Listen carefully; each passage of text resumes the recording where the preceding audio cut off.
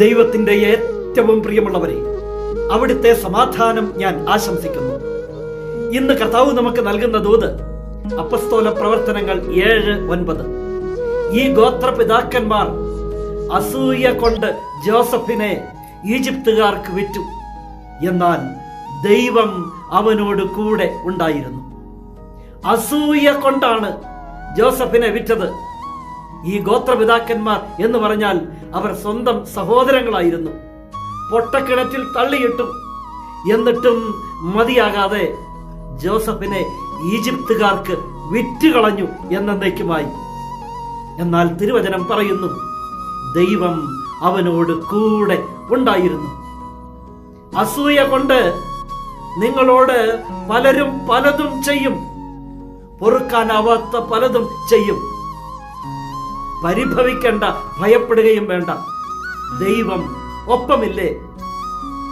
ദൈവം കൂടെയുണ്ട് എങ്കിൽ അവരോടൊന്നും പറയണ്ട, ദൈവത്തോട് പറയുക.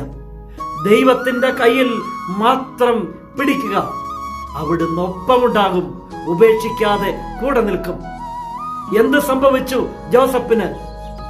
ദൈവം ഒപ്പമുണ്ടായിരുന്നത് കൊണ്ട് എല്ലാ ദുരിതങ്ങളിൽ നിന്നും ദൈവം ജോസഫിനെ കാത്തു സംരക്ഷിച്ചു.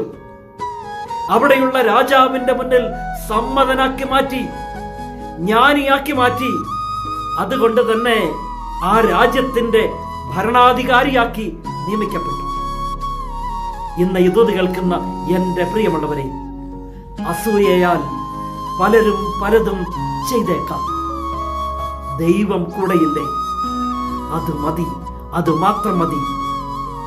നിന്നെ കരുതാൻ, നിന്നെ പരിപാലിക്കാൻ, നിന്നെ സംരക്ഷിക്കാൻ, നിന്നെ വിജയിപ്പിക്കാൻ, നിന്നെ ഉയർത്താൻ നിന്റെ ദൈവം ഒപ്പമില്ലേ?